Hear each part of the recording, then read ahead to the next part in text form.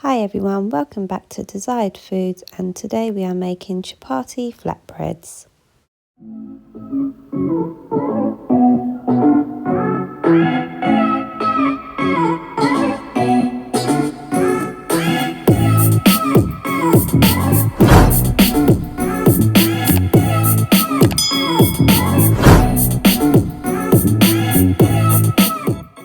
Hi everyone, welcome back.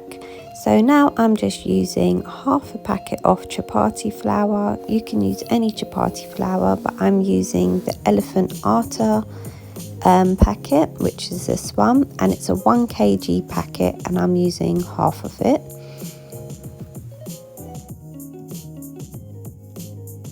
To this I'm just going to add some salt, and then we're just going to mix this so the flour and the salt is all combined together. And then I am slowly going to add a tiny bit of water at the start, and then I'm going to put a bit of vegetable oil.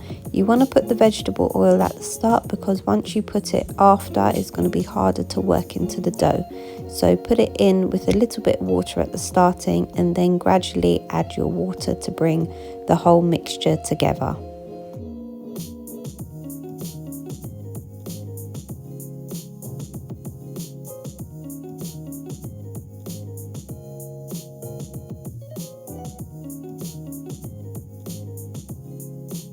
As you can see, I'm just adding gradually the water just to bring it in. You don't want to add too much, and I can't tell you exactly how much water to put in because each flour and brand is different.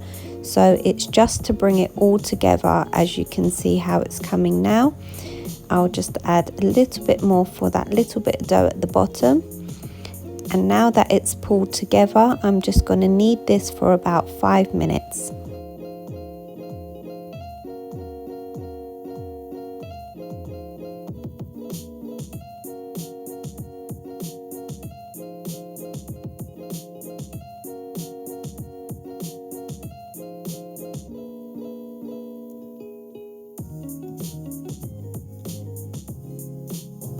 After about 5 minutes of kneading the dough, I'm going to put it back into the bowl, and then I'm just going to punch down softly and add a drizzle of oil, and then punch this into the dough slowly. This will just help to soften the dough while it's resting.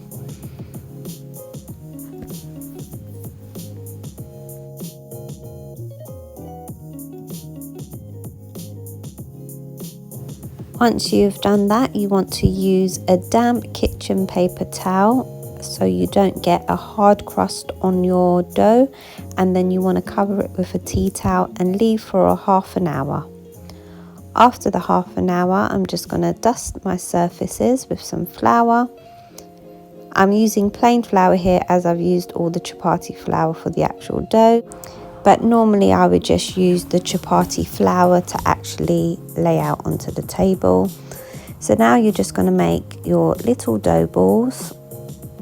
And then once you've made your dough balls, you're just going to dust it in a tiny bit of flour, as I've just done there. And then you're just going to roll it out till it's quite thin.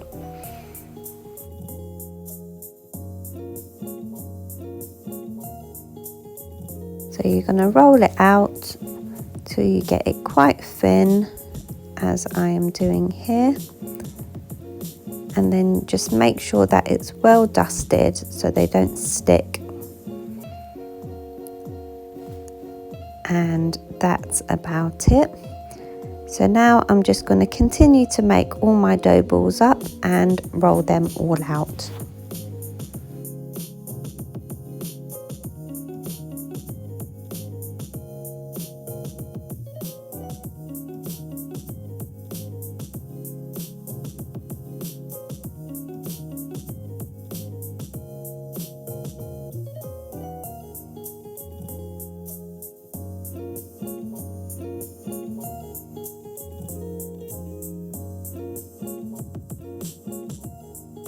So as I'm rolling them out, I'm keeping them underneath a damp kitchen paper towel because you don't want your dough to form a hard crust on there. So always keep it under a damp tea towel or a damp paper towel just to keep it nice and moist.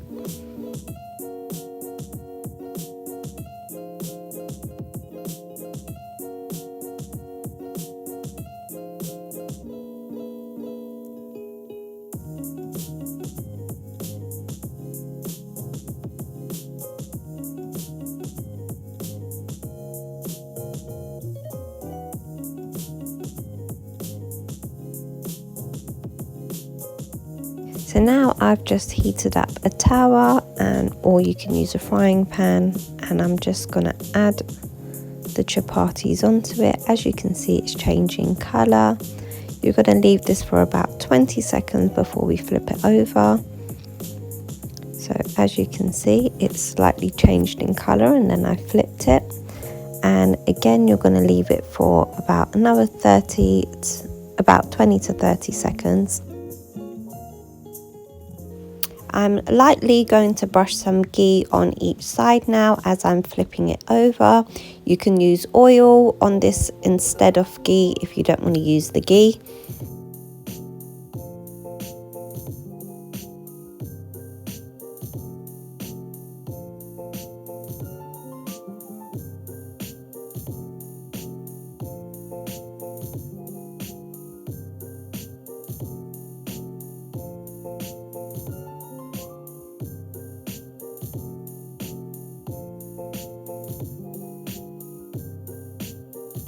So now I'm just going to continue to keep flipping till they are cooked, until they've got some nice brown spots on them.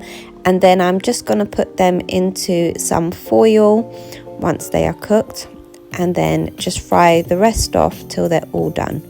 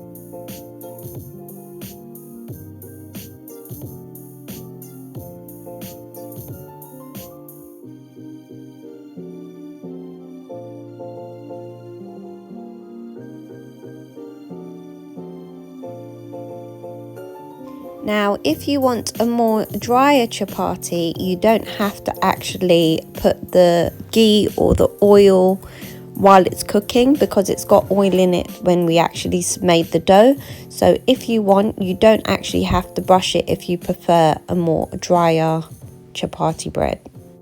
So this is my own recipe on how I make chapati bread, which I find is just quick and easy. And if you just want to whip something up in midweek, it's easy to do. And I just serve it with any desired curry that I make on that day. So I hope you enjoyed this video, and please don't forget to like and subscribe to my channel, and stay tuned for my next video coming up.